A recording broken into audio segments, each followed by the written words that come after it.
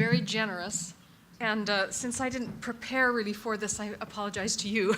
You'll just get some of my my thinking about this conference as I've sat here and about this topic itself. LDS Charities was begun 30 years ago. It was the LDS Church's response to the famine in the Horn of Africa. During that time, there was, all kinds of rock stars and politicians and everybody interested in doing something. And the members of the church also asked. So they donated small amounts of money. $10 million was raised. And then the question was, how do we administer this? So we sent some people to the Horn of Africa, and we started learning about humanitarian aid. And over those 30 years, we have been actors in a lot of different partnerships, and we have become a faith-based organization that does about 1,000 projects in about 100 countries every single year. And it's been interesting over the years and time. There are a lot of good things about being a faith-based organization, and there are also some prejudices as we run into those. And I thought today I might talk about, Pete and I talked in the hall the other day, about three common misperceptions or three barriers that get in the way of faith-based organizations doing more effective work. The first one we have already talked about quite a bit at the conference, and it is the perception that faith-based organizations might use their projects or their opportunities to proselytize. This is widespread, and I ran into it it was probably 2 years ago. I think I even talked about this earlier, but I had been invited to the United Nations in one of the conferences, and it was actually featuring the work of faith-based organizations. So LDS Charities was there to speak, and I came and spoke. 90 minutes I spoke, and then after it was over, I opened up the floor for questions. And one of the questions, a woman in the back, it's a room of 500, she raised her hand and she said, "Now look, let's just call a spade a spade. You are not in this to help people. You are out this to get members for your church." And there was scattered applause around the room. And as I listened to this, I recognized that this isn't not just a perception that it's floating out there a little bit. It's something that we have to hit dead on, because it gets in the way of us doing the kind of work that we want to do and we should be able to do. So there is no question in anybody's mind that the Mormon Church has a brand of boys on bikes in white shirts with ties, and if you want to know about that religion, they will talk to you and happily teach you. But this is a separate part of the church's identity, this humanitarian outreach, and it must remain separate. And a lot of my work is educating and teaching other partnerships about why they must be separate. And as we have heard many actors here today, and there's a lot of research about it, you cannot connect proselytizing or conversion or even a soft sell information about your faith with people who are in extremity. They are vulnerable. They have been through so many difficult things. What they need is unconditional love and support in their own faith context for them to be able to get stabilized again. And that is the thing that LDS Charities, in its philosophy and its foundation, works to supply. And it should be all faith-based organizations, the foundation that they work from. I thought I would just give a quote. This is from Joseph Smith, who is the first president of the Church of Jesus Christ of Latter-day Saints, but it is a full philosophical foundation for what we do, and I, through my own work in 30 years over this time, I have found this to be true for almost every faith-based organization that I work with. Because if you do not follow this philosophy, you can't last for very long.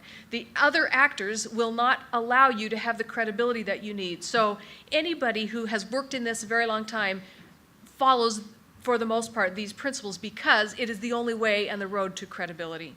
The quote is, and this was given in 1842 at a time when our faith was under extreme persecution, religious persecution in the United States. The vision of this, I believe, is speaking more about modern day than it was in 1842 when it was given. Joseph Smith says, "We are to feed the hungry, clothe the naked, dry up the tear of the orphan, and comfort the afflicted, whether in this church or in any other or in no church at all." So it's all about conversion is one of the barriers. The second barrier that I would bring up is, I'm just calling it segmentation. I don't know really what to call it, but by all means, all faith-based organizations can keep their doctrines and their practices, but why do we have to preserve the unimportant things that are dividing us and these little segmentations that that keep us all so different from each other.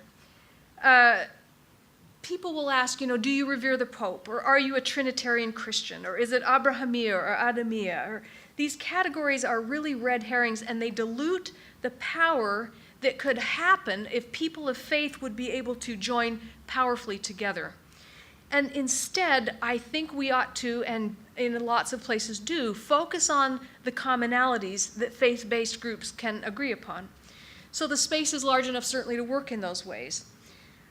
Ban Ki-moon in 2011 held a conference at the United Nations, and it was in recognition of the fact that perhaps the United Nations had excluded faith-based organizations too much. He said, as we look around the world, the largest actors of actually doing practical work are the faith-based groups. And so let's bring them into the community. In fact, it's why they invited me to speak at that. It was a part of a bringing of faith-based groups in for greater understanding.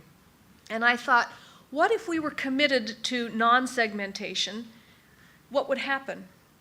Brian Grimm, in the first session on Tuesday, gave a very interesting example. He showed those self-reliance vocational materials that had been prepared.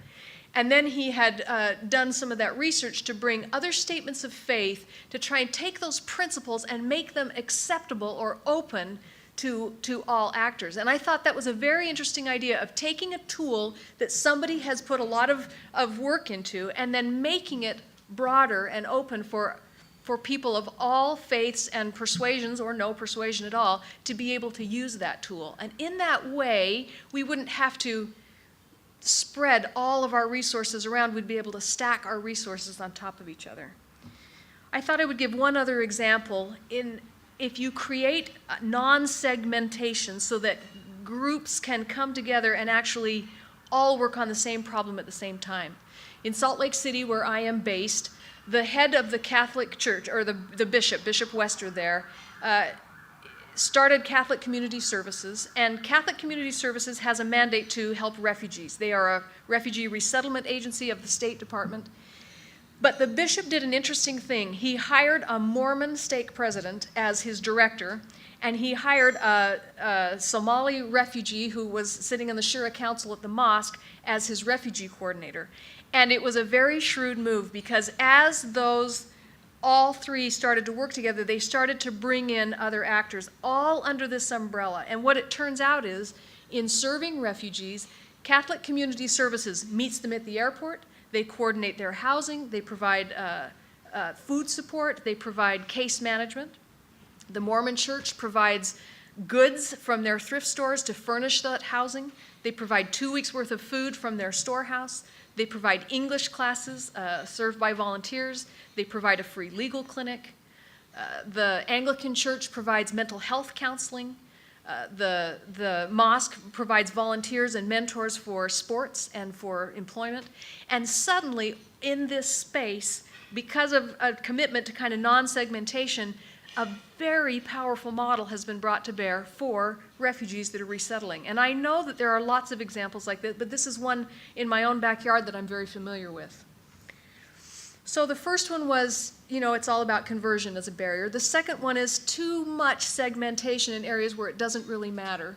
And the third one is this prevalent idea that values-neutral assistance is somehow better. It's somehow preferred.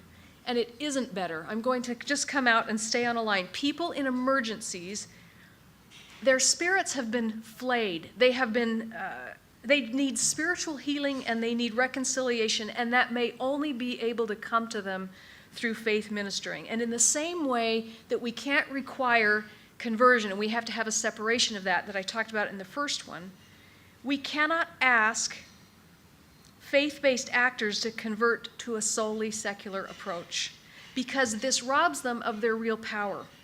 Let me just give 2 examples.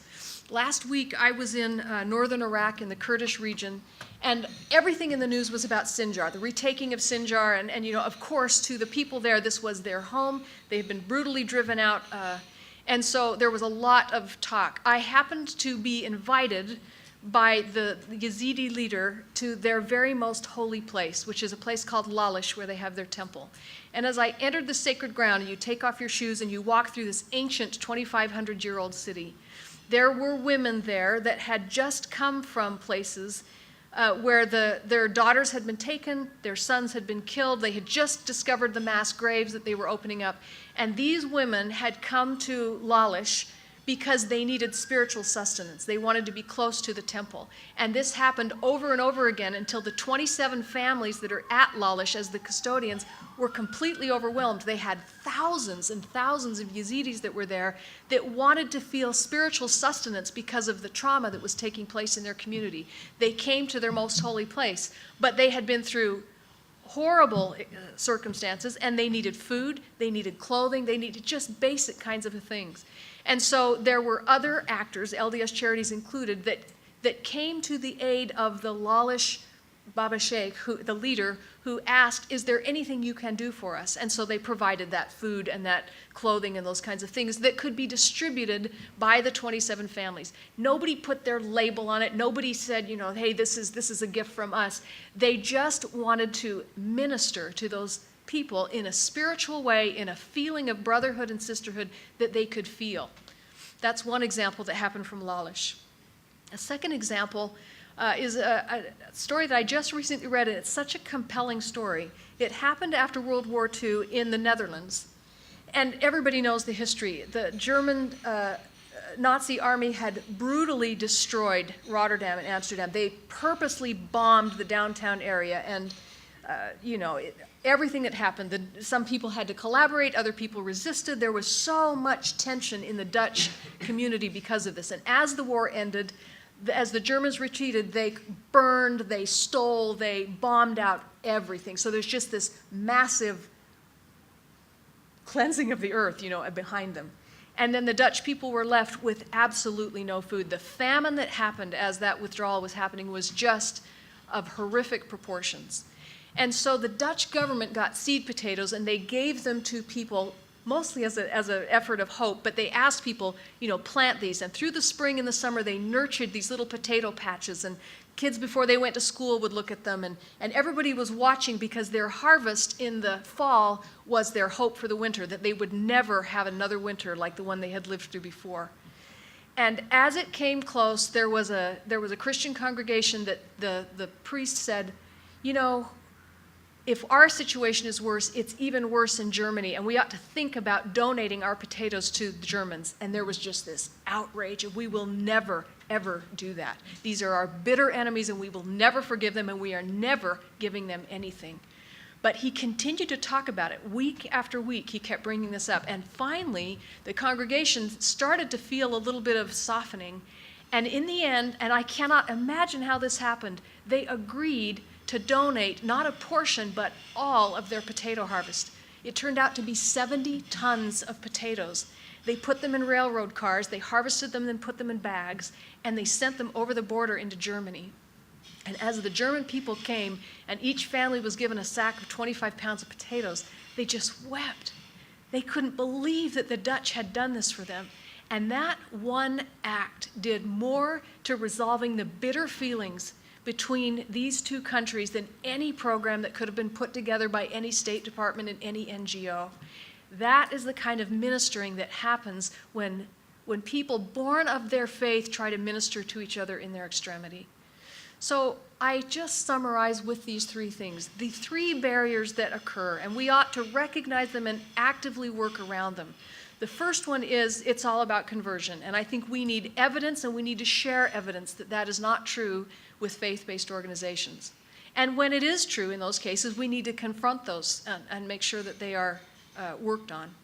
The second one is about segmentation. I think this is an area where we can do a lot more work than we have done in the past to actually augment and make efficient and really bring together an aggregate help. And the third one is do not require faith-based organizations to lose the heart of what they are by following a secular model. And I would just say that I have seen many organizations and many examples of these things as I have worked. We are trying ourselves to be good examples of this. But in the question and answers, I have a question for the group. And it is, if you have seen examples of any of these three things, I hope that you'll share them, because I would like to know about them and talk about them more. Thank you very much.